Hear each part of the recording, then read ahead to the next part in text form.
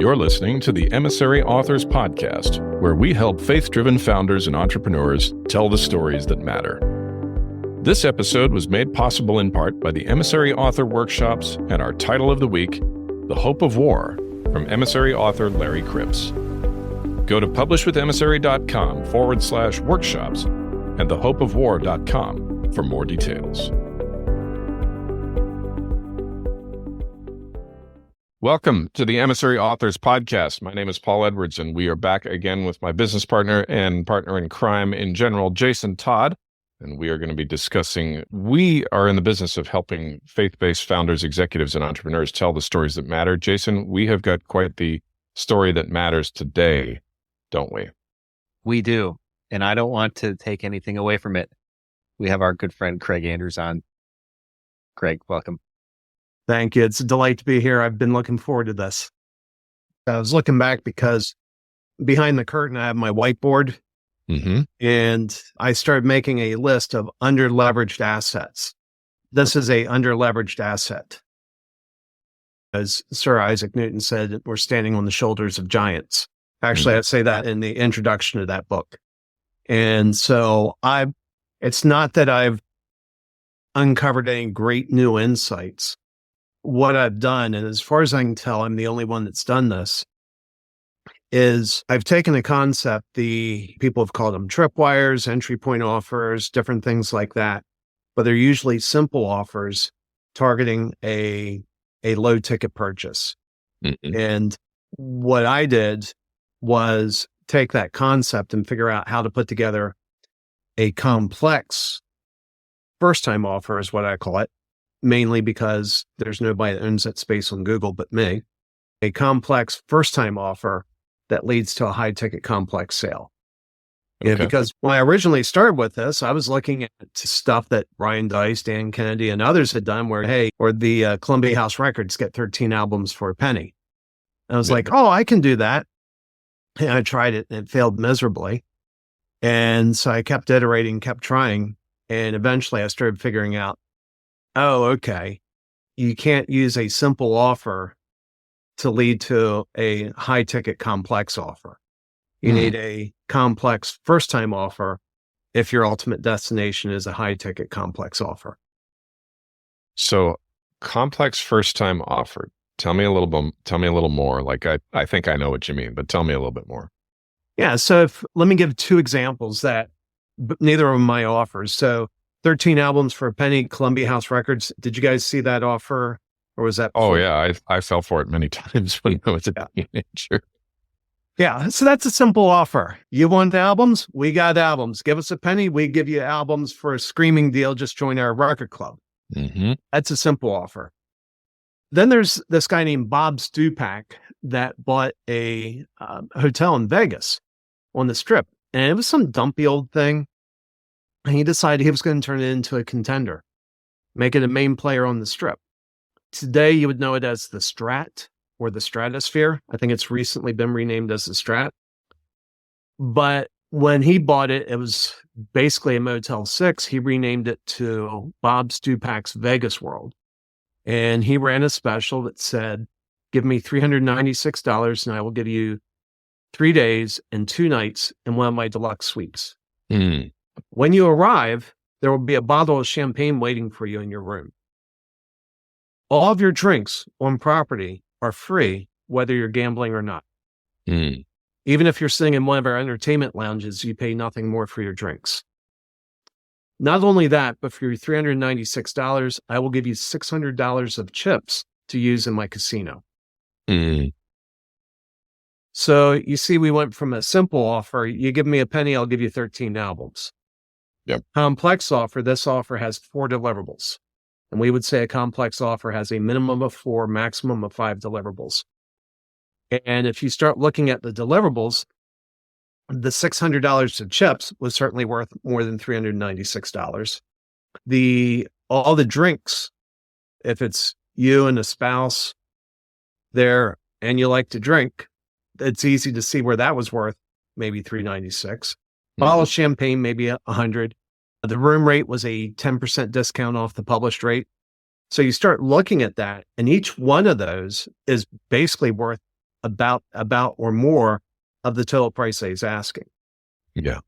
The other thing, the reason I use that as an example is the genius of that offer is that it attracts his most profitable customers, while repelling, or not necessarily repelling, but slightly repelling those that are his least profitable. Yeah. So Bob Stupak knew that if he could get somebody who likes to drink and gamble into his hotel, he was about to make a lot of money. Yeah. So that offer naturally draws people who like to drink and gamble. It's less attractive to me.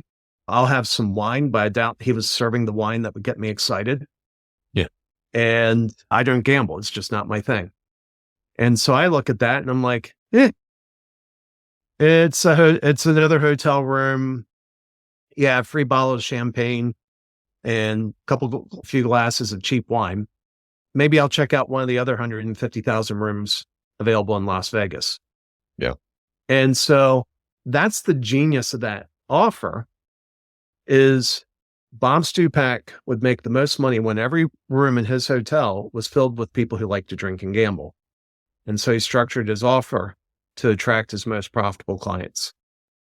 So when we build first-time offers, we design them to resonate with someone's ideal client while repelling their non-ideal client. We put something in there we call a scarecrow. The scarecrow is invisible to the ideal client. The non-ideal client sees the scarecrow as well. Yeah. Not for me. I found myself thinking of the all-inclusive timeshare when you were showing that example. And my in-laws have a all-inclusive timeshare in Puerto Vallarta, Mexico. And when you go there and you pay attention to who's staying there, they all tend to see roundabout like my in-laws are, got a bit of money to throw around at something like that. They don't want to go very far. They don't want to deal with a lot of logistics. They just want to go and have a good time and have everything at their fingertips kind of thing. And so there's all those goodies included in there, but they're making money hand over fist because of all the stuff that is not included, but it's so close by that it's hard to resist. Yeah. When we build these offers, we're trying to convert somebody to be a client as quickly and cheaply as possible.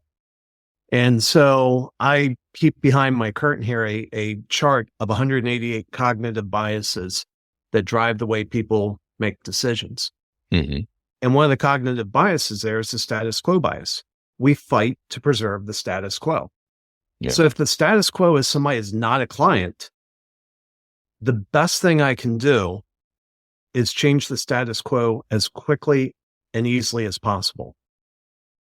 And so by selling a stupidly cheap first-time offer that's packed full of value, they look at it and they're like, yeah, I'll buy that. Yeah. And so when they buy that, you've changed the status quo. Now they're a client.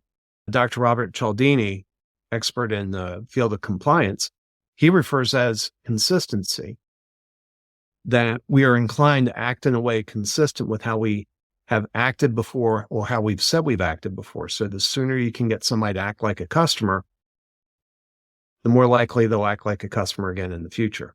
Yeah, it's true. So is this like the core message throughout, like the key thing that you're teaching in the book? Or is it just one of many, or is that the core message that you're sharing there? Yeah, that's the core message. So if we back out and look at something a little bit bigger, we talk about the 3 essential A's framework to have a sustainably scalable business. And this is from a marketing perspective. And the 3 A's, first A is authority, second A is acquisition, and the third A is automation. And if you look at the overlap, when you get in the space where you have an overlap of authority, acquisition, and automation, you have a sustainably scalable business. Mm-hmm. These first-time offers fit into the acquisition block. So in that block, you have irresistible content, where when you put it out there, somebody will immediately, your ideal client, will immediately exchange their contact information in order to get this content. That's irresistible content. Then you have an irresistible offer that when you present the offer to a qualified buyer, they'll say yes. Yes. So that's where that fits in the overall framework. Nice. Okay, good. So then what it sounds like is you're giving people a bigger picture structure here as well, using those 3 A's, and then helping them begin to fill in the gaps and the details of what's included under those 3 overarching categories. And the book just covers the irresistible offer part of it. Okay. Yeah. The book doesn't go into the other parts. Maybe that's the next book. Yeah. Okay. Yeah. Because then there's going to be people like who say, I've got that part, but now what do I do? Yeah. To keep it going. And that's where your automation thing comes in. Yeah. Yeah. Okay. Where does this fit in the sales cycle for your ideal client? Is this a top funnel, mid funnel, bottom funnel, or what? Have you thought much about that? Yeah. So this is a mechanism to move somebody out of the mid part of the funnel, out of the consideration phase into the action phase without actually making a commitment to your high ticket offer. Okay. So years ago, HubSpot did a study where they asked people at what point did they want to talk to sales? And 60% of the people they asked said they wanted to talk to sales in the consideration phase. And so if you think about what happens, and obviously HubSpot's a product that tends to deal with B2B sales, higher ticket B2B service. So you have to keep that context. If you're going out and buying a bottle of aspirin, you're probably not getting all caught up in different stages of the funnel. But what HubSpot found out was 60% of people wanted to talk to sales when they were in the consideration phase. Mm-hmm. Not because they were ready to buy, but because they had questions. They hadn't yet fully reached their decision. And the disconnect that happens is when you get a salesperson on the phone, what do they want to do? They want to close the deal. They feel like they're a bad salesperson if they don't close them. That's probably the pressure they're getting from their sales manager. Yeah. And so all of a sudden you have this tension where the prospect's like, whoa, I'm still investigating. Mm-hmm. And the salesperson is sitting there trying to close them on the high ticket offer. So this is a really good place to insert an irresistible first time offer because it's when you price it right, price is not a consideration. You've taken price out of the equation. You've removed it as a risk. The other thing you have to remove, and this is really important, you have to remove the commitment risk. So think about this as a coffee date. When you go out on a coffee date, reason you go on a coffee date is because you hope for bigger and better things. Sure. You never go on a coffee date because you hope it fails. You go on a coffee date because you hope it leads to something that you truly want. Yep. But when you go on that coffee date, you drive separately, you do it in the middle of the day. Women have told me that they'll have girlfriends call in about 15 or 20 minutes to see if they need a rescue. The coffee date structure is all about removing the risk from that. If the coffee date goes well, then things move on. These first time offers, you want to structure the same way. You have to take out all the risk. You take out financial risk by pricing it stupidly cheap, below the price where anybody has to ask for permission, below the price where anybody would ever be held accountable for how that money is spent. That removes the financial risk. Then you have to remove the commitment risk. And so when we lay these out, we tell people you have 3 choices. And this is how we coach our clients to implement them. You have 3 choices. Once you get these results, you can take it and implement it yourself. You can take it to someone else and have them implement it for you. Or if we mutually agree, we'll help you implement it. So you're taking out the commitment risk. So if we go back to where they were, where we met them, they're in the consideration phase. I think I may need what you have. You say, no worries. Here, let's do this. This will help you move closer to your goal. And you're making absolutely no commitment. And it's stupidly cheap, so you're not really spending any money. And in the process, what happens when you structure them properly, they realize that you start working through things and they start realizing things that they didn't know. And that's one of the challenges that most high ticket service providers have. They know they're bringing more value to their client than their client realizes. You can't get them to pay for the value until they realize the value. And Sure, so when you try to do that on the front end, it just gets awkward because they're like, I'm not paying for that. That doesn't seem worth that much. And you secretly know, oh, it's worth more than you realize. Yeah. When you structure these first-time offers properly, they start seeing those things. They start realizing them for themselves. And when they realize them for themselves, it's a deeply held belief that's hard to shake them from.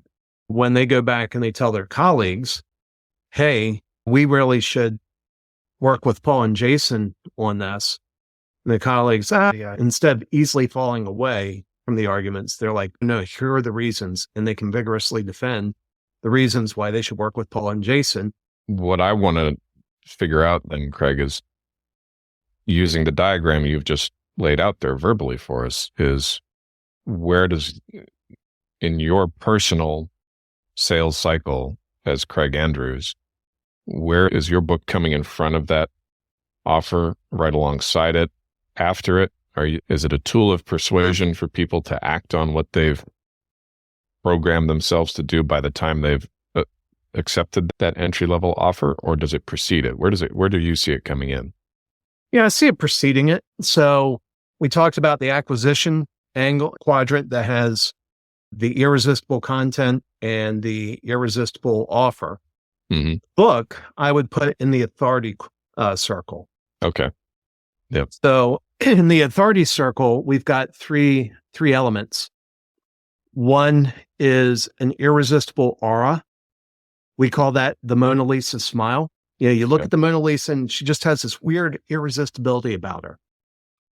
And Hollywood, we never figured this out for years, but Hollywood eventually figured out how to sculpt these irresistible auras. They write them into their characters. Yeah. And they do it so well that when you take shows like Breaking Bad, at some point you start feeling weird because you have this deep affection for somebody who's a homicidal drug dealer. That's that magnetism that draws you in. Hollywood does it every day, but they base it around fiction. We've copied their methods and we build that irresistible aura, but we build it around truth. Yeah. Around the truth of who your client really is. Because whoever you are, there's 100, 1,000, 100,000 people out there doing exactly what you're doing.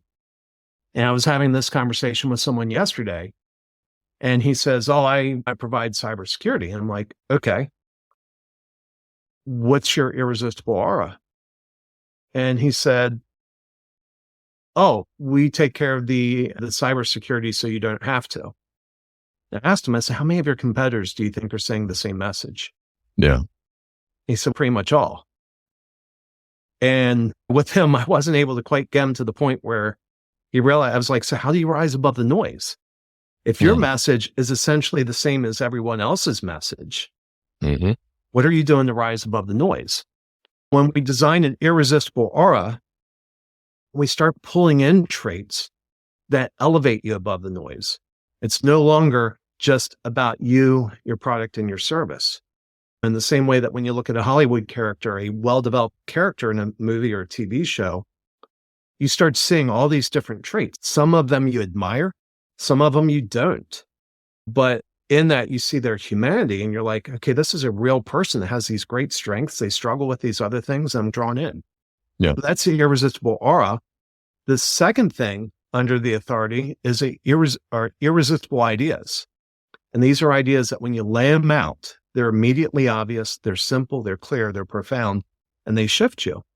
And so that's where I would say this is where the book fits.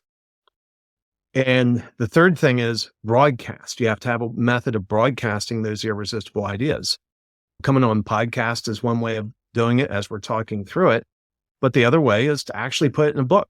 You take the irresistible ideas, you put them in a book, you put the book in people's hands, and it's a way of broadcasting those irresistible ideas that hopefully lead to a conversation.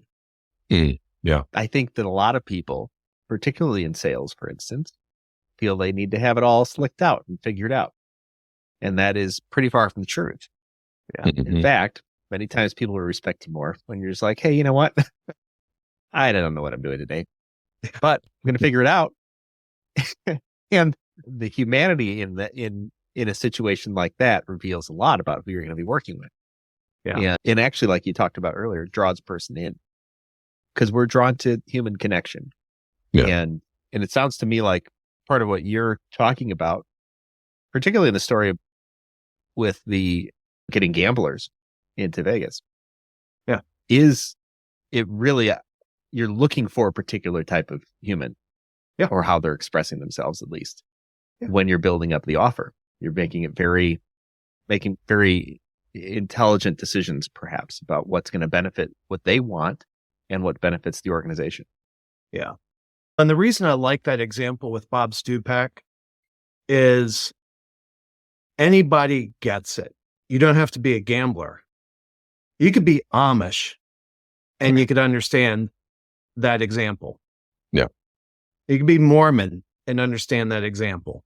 It doesn't, anybody gets it. And so when I tell the story, and I was being honest, the closest I ever came to gambling was I was in Vegas once and I walked by and I saw there was a single deck blackjack table. And I thought, I can count a single deck. I can do that. And I paused and I thought about it and I went through a calculation. I said, first question was, okay, how much money would I be willing to risk? It's like probably $50, maybe $100. Okay, if I'm really good, how much money could I reasonably make? If I double my money, that would be brilliant. And so the question I had to ask was, is my time and the stress of being in this situation worth $50 to $100? And it's, no, it's not. So I walked out. Yeah. And I used to play poker with buddies, but it was more of entertainment. If my buddies walked home with $20 of my money, that's fine. I could have gone to a movie instead, but instead I hung out with them. But so with the Bob Stupak example, it's really not attractive to me. I have no desire to hang out in a casino. And it's not, for me, it's not even necessarily a moral decision. It's just, that's not my idea of fun. I'd rather take the money and go do something else. First time I was in a casino years ago, maybe early 2000s, was there on business. My business partner and I were attending a conference. And we went down to the casino floor and started looking at all the various games were out there. And then we thought, all right, what we're going to do is we're going to figure out roulette. I think it was something like that. I can't remember exactly which game, but I think it was roulette. And so we watched for an awful long time and just standing awkwardly too far and yet too close to the table to see what was going on. Like we were, I don't know. I was thinking, man, if security's watching us, they think we're going to jump the dealer or something. That's how I felt. Like, why are these idiots standing there? And then we both looked at each other. Okay, I think we can figure out a strategy. And then we went up to the room and started drinking. And I think 8 hours later, we had whiteboarded all of our thoughts. And we're like, what are we doing? We're not going to play anyhow. And so then we left and never went back. But I'm with you. I couldn't figure out I was trying to nail down some level of surety that I was going to win. And until I could figure that out, I was not going to play. Yeah. But I wasted a lot of time thinking about it. Yeah. And but jumping back to Bob Stupak's offer, that's the reason I love that offer is it naturally attracts his most profitable clients. Yeah. And while making because the Strat, I think that's what they're calling it now. It's got an okay location, but not a great location. It's get down to the central part of the strip. You're either going to have to take an Uber or you're going to have to cross the street to get on the monorail. And it's a little bit more than just crossing the street because the Vegas block is, quarter mile, half mile, something like that. And so it's not the most desirable room. And there are better rooms to be had in Vegas. So for me, I looked at that offer. I'm like, I think I'll stay somewhere else. Yeah, absolutely. So when you're helping people craft these offers, or when they're going through your book to figure it out, where do you have them start? Person wants to begin this mindset, this process of thinking about their offers in the way that you suggest they do. Where do they start? With the pain, with the customer's pain. And if you get the pains wrong, the offer won't work. That's the unforgivable sin of first-time offers. I was talking to somebody a couple days ago, somebody who read my book. They actually held it up, and there were little Post-it notes in there. So it was clear that they had read a lot. And he showed me his offer. And so a couple things always happen when I tell people about first-time offers. Some of the most common responses are, within 30 seconds, they're like, "Oh, I know what my first-time offer is," which I'm like, that's brilliant, because normally it takes me about 12 hours to get there. So if you got there in 30 seconds, either you're genius and you've just negated years of work on my part, which that will happen at some point, or maybe you've missed something. Other people put a little bit more thought into it. And so when this person asked me, "Do you mind if I show you my offer and get some feedback?" I said, the one thing I've learned is anytime I shoot from the hip on these, I get it wrong. Pretty much 100% of the time when I shoot from the hip, I get it wrong. I've been doing these for over half a decade. I'm not good enough to shoot it from the hip and get it right. And the other thing I told him, I said, I can quickly identify what's broken, but I can't necessarily identify how to fix it. Yeah. And so he presented his offer to me, and what was broken became very clear. Became clear because it's a mistake I've made multiple times. Mm-hmm. And so I recognize it. And I remember the pain of making that mistake and realizing it. And the mistake he made was he took his current offering and tried to figure out how to wedge it into something called a first-time offer. The way I describe it is they go back into the storage closet and find whatever's dusty sitting on the back shelf. They're like, "Oh, we didn't want this anyway. We'll package it into the first-time offer." But if it's in the back of the storage room and it's dusty, guess what? Nobody wants it. It's going to suck. It's going to fail. It's not going to be a first-time offer. Yeah. It's not going to change your business. It's dusty for a reason. But the other thing is, you have to start with people's pains. And if you don't get the pains, you won't get it right. And it has to be the pains they know they have, not the pains you know they have that they don't know they have. So like you guys deal with would-be authors all the time. Mm-hmm. And I'm sure this happens when they come to you. They're like, "Oh, I'm going to do this and this." And there's a little gear in your head saying, "Oh, there's so much you're missing." Because that's what happens when you're an expert at what you do. Mm-hmm. When non-experts come to you, they're coming to you because they need your expertise. But when they come to you, they don't know, they have some pains they're unaware of. And so the mistake that a lot of people make when they're trying to put these first-time offers together, myself included, my very first one, was I knew they had pains that they were unaware of. You can't sell pain. You can't sell something that solves a pain they don't know they have. Yeah. And you can't effectively convince them they have that pain to make it really irresistible. The reason it's irresistible, if I smash your toe with a hammer, I'm sitting there with a bottle of aspirin or ibuprofen or something like that. How much is that aspirin or ibuprofen worth to you? Yeah. That you're like, "Geez, my toe hurts. I don't care about the price.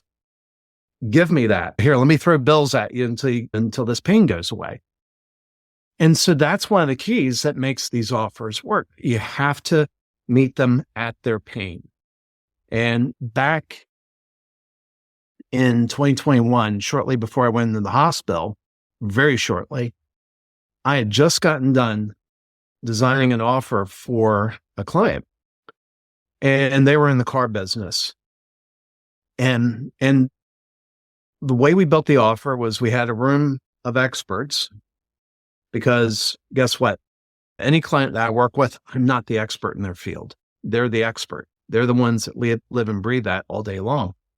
And so we made a brainstorm list of what are the pains that your ideal client feels. And we made this list, and there were probably 6 people in the room, and we ranked the pains and we went through, and we had the whole room full of people agree on what the top pains of their ideal client was. And we built an offer around those pains that would take away some of those pains. and put it together. And then they had a trade show that I went to. And it turned out the trade show was in Austin. And I said, hey, can you buy me a ticket? I want to meet your customers. They're like, sure. And so I went to the trade show, and it was immediately clear we'd missed the most important pain.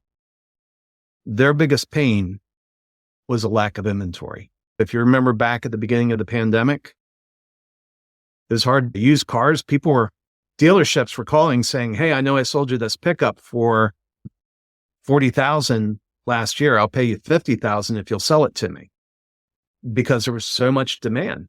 Yeah. And the pains that we were trying to address, they were sitting there saying, none of these pains matter if I can't solve inventory. All of this is irrelevant if I can't sell inventory. And so when I left the conference, I called the CEO of the company on my way home, and I said, we missed a really big pain. And I said, we need to change the offer because this offer will not work. And it was 5 days later that I woke up sick with COVID. 10 days after that, 11 days after that, went in the hospital. 11 days after that, went on the ventilator, and everybody thought I was a goner. By the time I got out of the hospital, that client had moved on. And so that's why I remember these lessons. It was painful. Yeah. It was painful for me to fail like that. It wasn't a happy moment for me. And Craig, when you say sometimes the buyer has pains that they're not aware of, is it pain they feel but they don't have a name for, or is it pain they don't even feel? It's like it's malignant, but you don't feel it. You don't feel it, or you're used to it. You just assume that's the way it is. Yeah. Now there may be a pain, and I can't think of an example. I wouldn't exclude the fact that somebody has a pain that you can put a name to and they would immediately identify. That's still harder. Mm-hmm. That's still harder. So let me give you an example. We do marketing. We do marketing for high-ticket B2B service businesses. And so they need leads. Almost everybody that comes to us needs more leads, or at least so they think. The reality is the cheapest and fastest way to move the needle on their business is actually to close more of the leads that they have, which is the subject of our book. But when somebody comes to me saying, Craig, I need more leads, even if I know that their deeper problem is something else, if I respond to something other than leads, they're just going to say, Craig's not listening. I know that I have a lead problem. Yeah. So when we put together a first-time offer, one of the things that we address is, hey, we're going to help you map out a plan to get more and better leads through irresistible content. Yeah. And because, leads are still important, but that's me responding to the pain they feel, even though I know that they have other pains that they're still unaware of. Reminds me of, I've been doing several run-throughs of Never Split the Difference with Chris Voss recently, and he talks about the black swan. Yeah. And it's the information that the other side of your negotiation doesn't think to mention, and you wouldn't think to ask about, but if it gets uncovered in the process, it can be hugely pivotal. And then so what you're talking about here is how you draw that black swan out, but without necessarily trying to take the person off the subject, saying we need leads. Okay, let's get the leads, but this is the way we have to go to get there. Because if we just go straight to the finish line, we're going to be missing some crucial components. You're going to get a bunch of leads, and you won't be able to deal with them anyway. You won't be able to, if you can't close the leads you have, you're not going to be able to close the thousands of leads we get you, and you're just going to be in worse shape than you already are. Yeah, exactly. And that's it. And that's one of the reasons that doing first-time offers as mini projects are really good, is that's the time you pull out those black swans. Anybody that comes through our sales process has been sold a first-time offer. Yeah. And some of them connect the dots at the time that we make the offer. They're like, hey, wait a minute, is this your first-time offer? Yep. And the beauty is you can say it without shame, because you're getting a smoking good deal with no strings attached.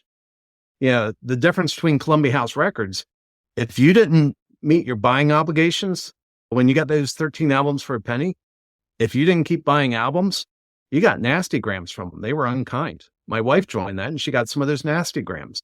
Yeah.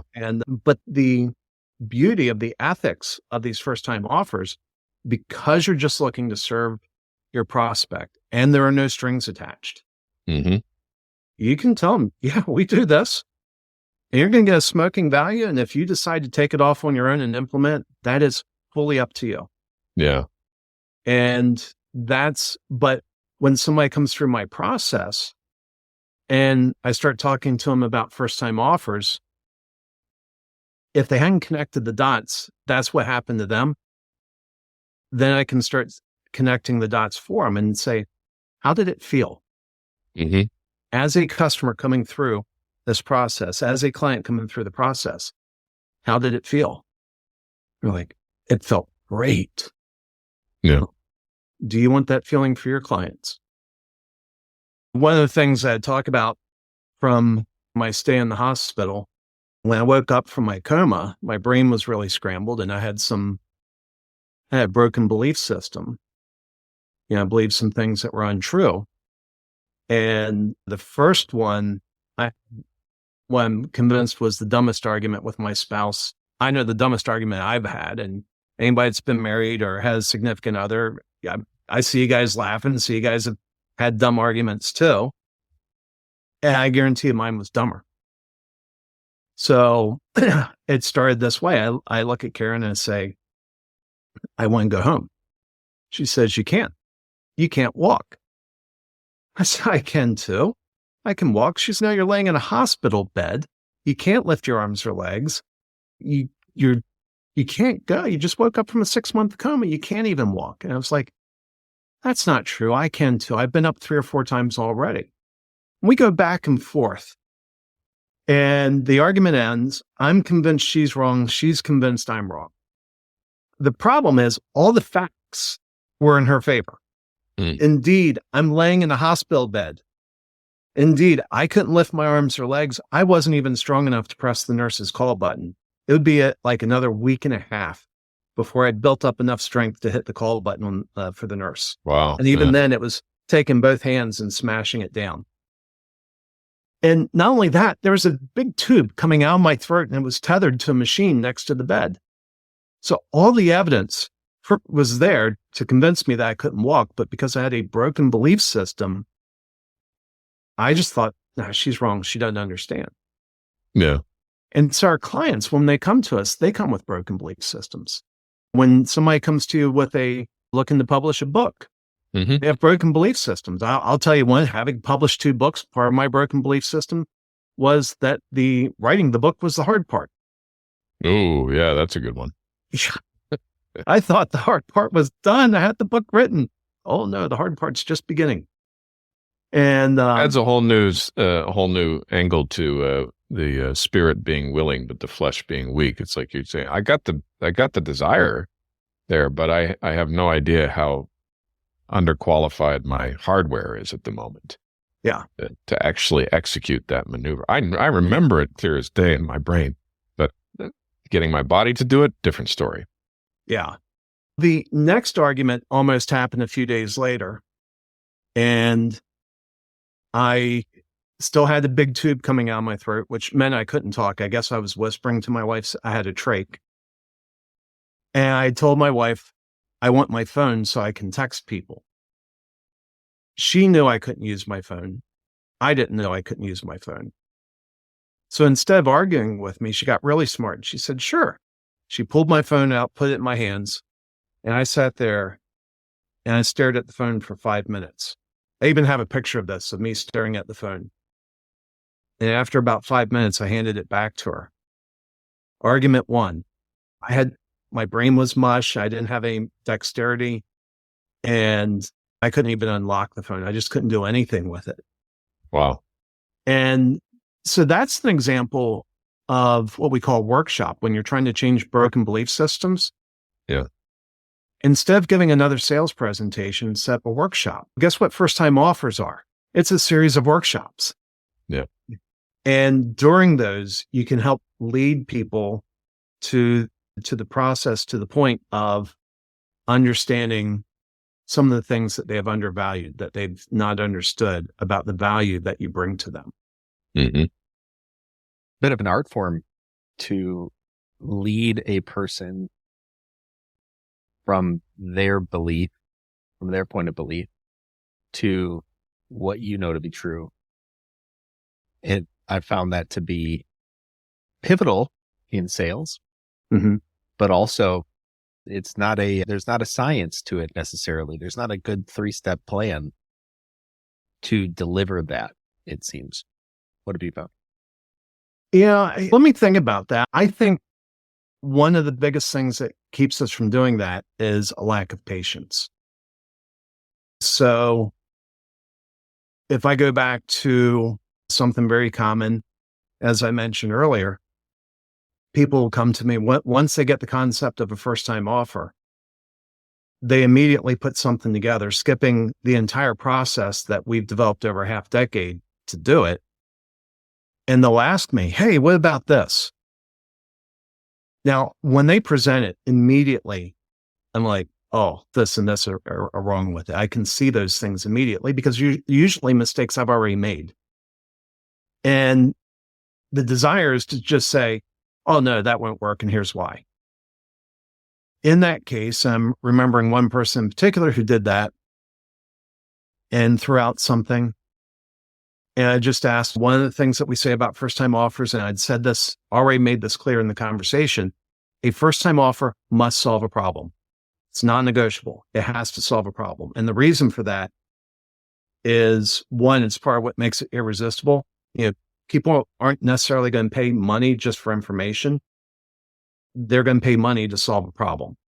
They're going to engage with you because they believe you can help them solve a problem in their life. And when you come shoulder to shoulder with somebody and help them solve a problem in their life, it causes the uncontrolled release of oxytocin in the body. Oxytocin is the bonding hormone that bonds baby to mother. And when you solve a problem in your client's life, it bonds you to them. This person put together an offer, put together something, and instead of saying, oh, that's not going to work, I looked at her and I said, can you tell me what problem that solves? And so what that does is that puts them back in their mind and has them start working through that, and they starts realizing, no, the only problem that solves is I'm hoping it relieves them of their money into my account. But doesn't necessarily solves a problem for me, but doesn't solve a problem for them. And so, Jason, I guess what I would say, I don't know, it's a good question. Whether it's art or science, I don't know. But what I do know is if you lack patience, you won't get there. Yeah. And it seems to be, and the reason I suggest that it's a lot of art, not that it can't be measured with science, but the art form is the individual expression of how someone communicates to another person. And like you talked about, if there are certain things that you can do, certain questions that you can ask that move a person along in that journey.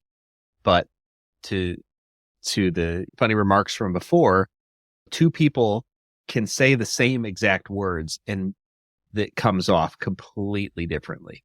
Yeah. And it in a sales conversation, when you're in some ways picking apart somebody else's baby and saying, I know you think it's cute. That's because you made it. You moving a person into that mindset even and making it safe to be like, you know what, this could be better. That takes some humanity. And I think you just nailed it.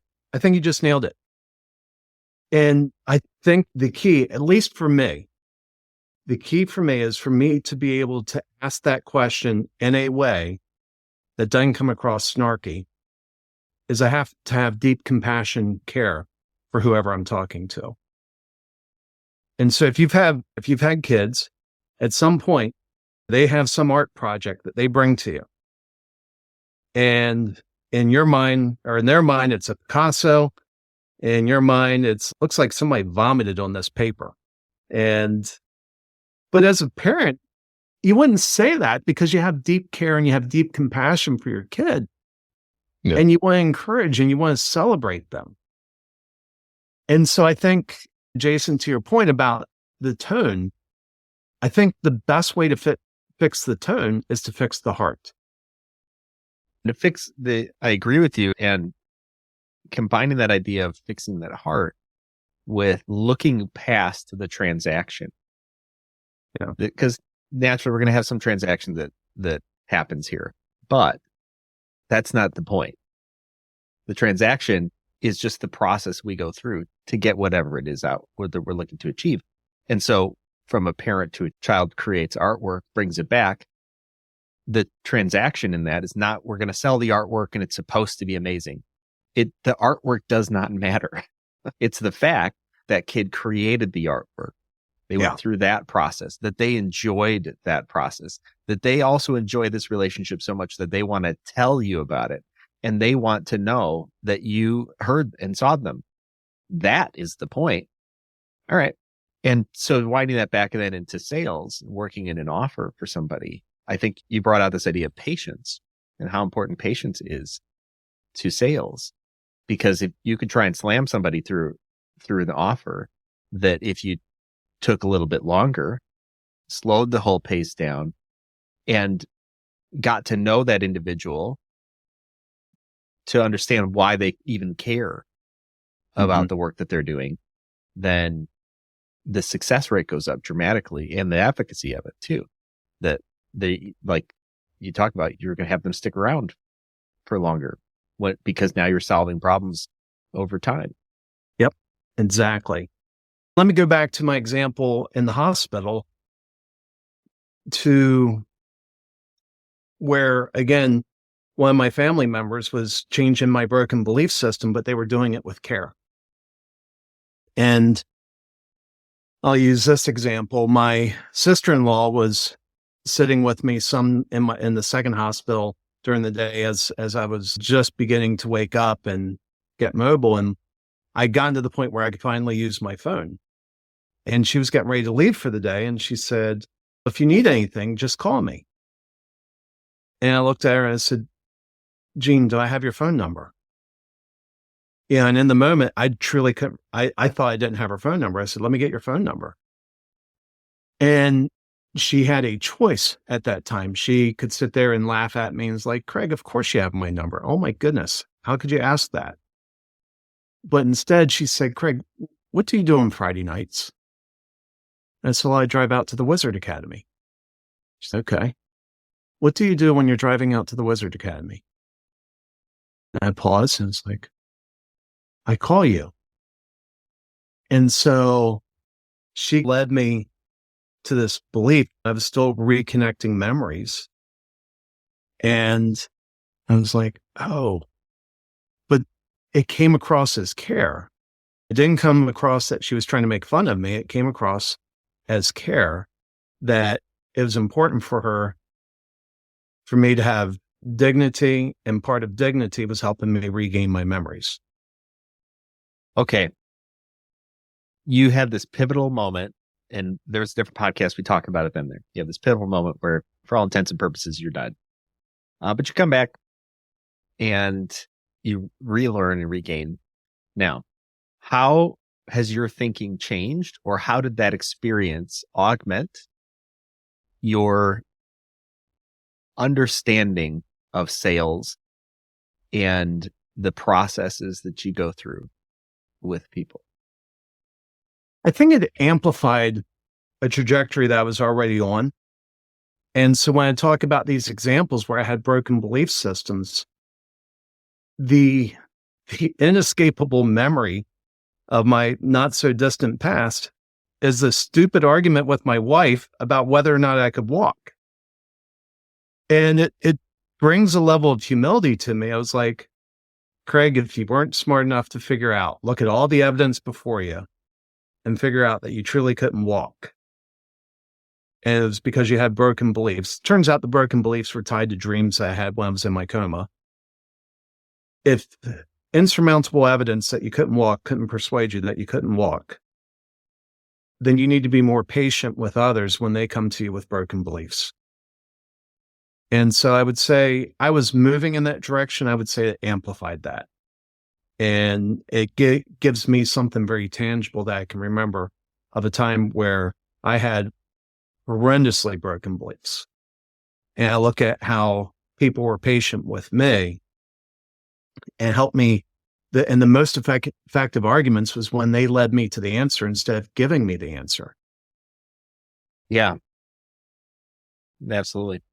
There was a thought that came to my mind last week. I don't know. I was having a conversation with somebody about something. I don't remember. But the point of it was that during this thought process I was on, I thought of this idea that you remember as a kid, the discovering something new, right? I don't have a lot of things that stick out, but there are some times when I'm just, oh man, I just got jazzed about the discovery I just made. Yeah. And I thought, don't short circuit somebody else's, or don't take away that moment of discovery from somebody, because those are powerful moments. Yeah. Instead, lead them to the place that you know they will discover it. Yeah. But don't just tell it to them, because now you've removed part of the joy of living. Yeah. Yeah. And and I think part of that, it comes back to humility. And it's not about you being smart. It's about making your client look smart. If you want to make more money, make people who come around you feel like they're really smart. And part of that is by helping them lead to that discovery. And in the conversation, we talked about the conversation that I had the other day where the person was holding up the book and it had notes in there. And there was an offer that he'd been testing and it hadn't been working out. And I asked him a couple questions. And one of the questions was, what problem did you solve for your prospect in that offer? And he said, we didn't really solve one. I was like, that's part of the reason your conversion rate's suffering. I asked him the next question. I said, how much did you charge for that? He said, oh, it's free.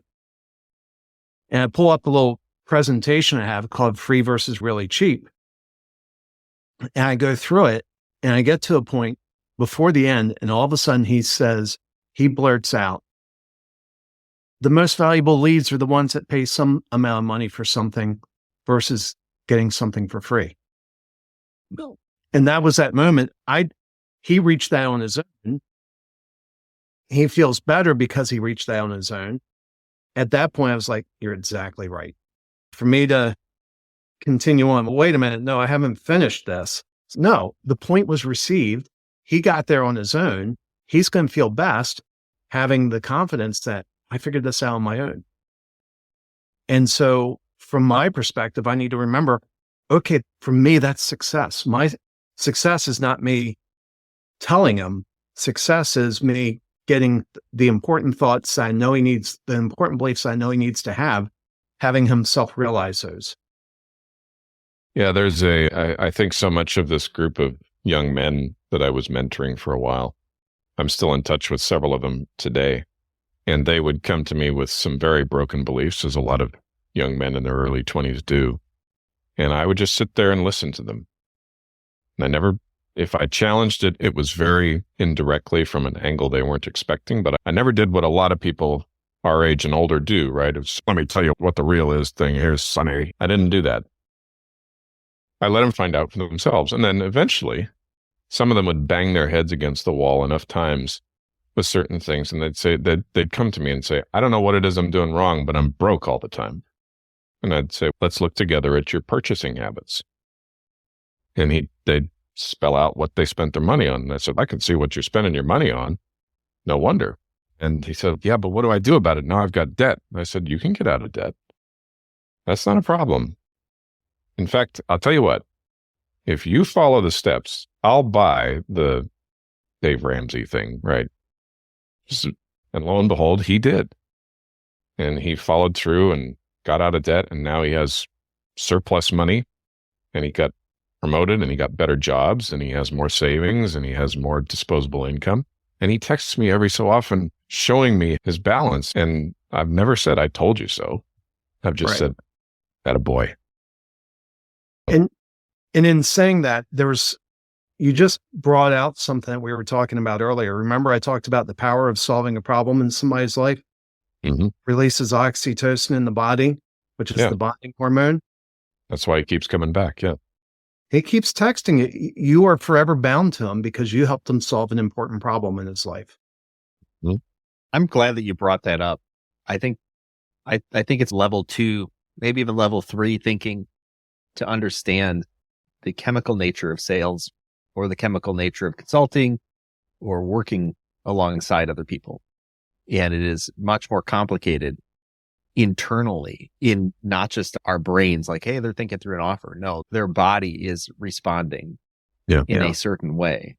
And you can leverage that, or you could ignore it and to your detriment, perhaps, but you can leverage that and really build on crafting an experience that moves everybody through the funnel. And maybe someday we won't, I don't know.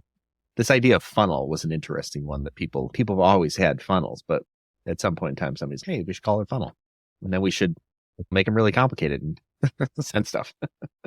One of the banished terms in my office is lead magnet. I absolutely despise that term because it sounds like you're setting a little trap for a rat or something. Yeah. Yeah. It's like you're in the tire business and you keep spreading tacks out on the street. Yeah. And so we don't call them lead magnets. We call them conversation starters because that's their goal. You put that content out there. The reason you're creating that content is you're hoping that results in a conversation. Yeah. And so think about this shift in mindset when you quit thinking about it as a lead magnet, where you're thinking about how it changes your view of your prospect, of your future client. Instead of saying, oh, I caught them with this lead magnet, versus gave them a conversation starter. So think about as you're developing it, hey, we need to develop a conversation starter. Well, it puts you more in a human mindset. Okay, if I want to have a conversation with somebody, what do I need to do? How do I go about this? Okay, all right, I'm going to do this, but it's all focused on empathy because the goal is a conversation. Yeah, yeah. And that's throughout this conversation that we've been having here. I've been thinking back to a friend of mine who asked one of the most powerful questions I've ever heard. It's a rhetorical question. And I've kept it with me ever since. And the question goes, when something works, why does it work? Because I've had, in the year that Jason and I got to know each other, I must have had 100 sales conversations, and maybe 3 of them led to new business. And that's just, and I'm like, I'm having a similar or the same conversation more or less each time. And I'm being the same person. I'm showing up the same way. Somebody thought it was good enough to invest in. Most of the people didn't.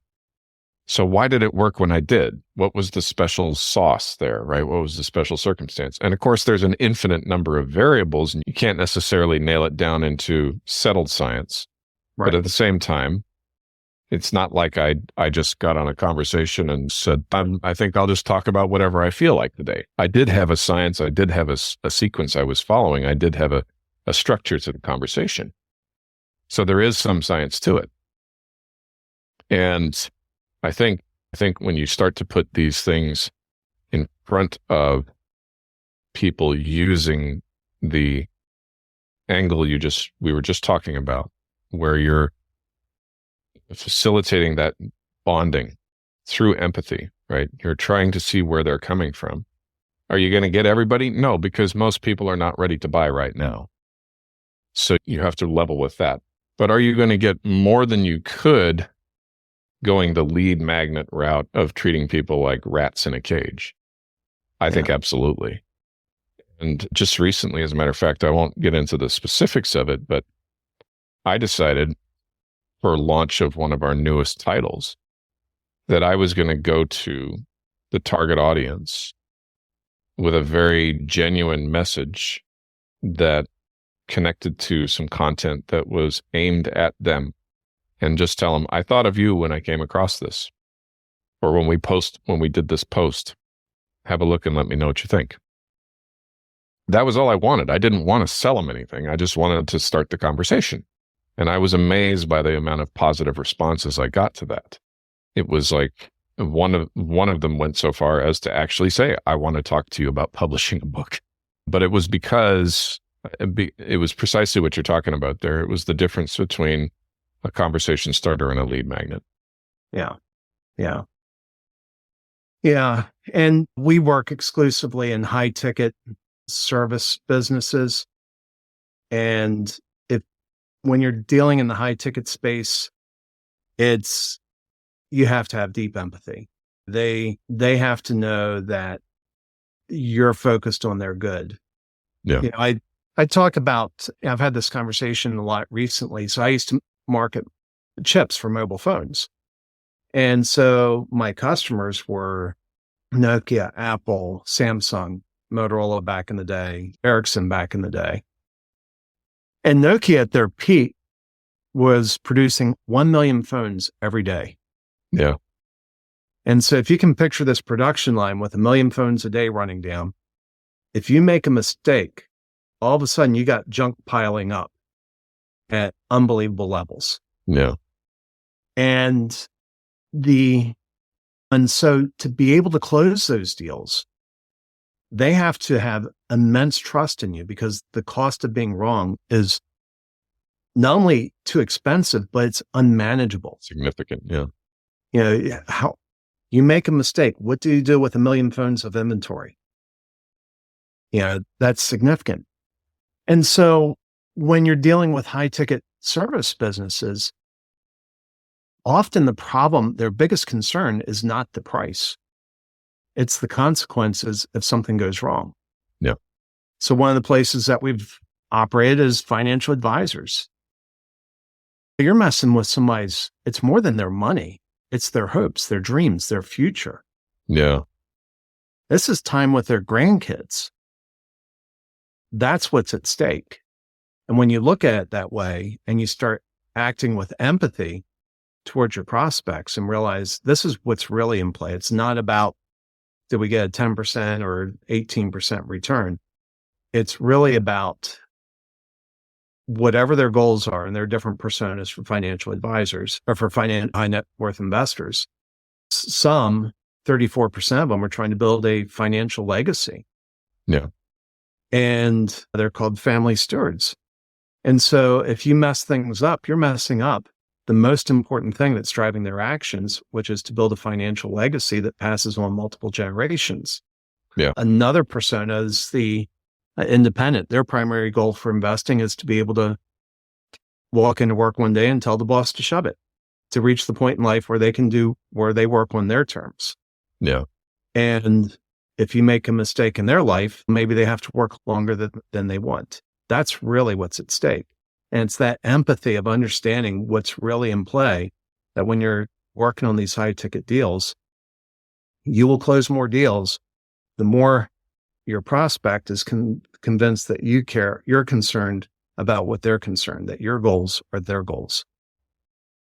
I think really good point that you just made there, that sometimes it can be very frustrating as a salesperson to watch your potential customer not change over their software, change over their hardware, make the decision that was going to benefit them.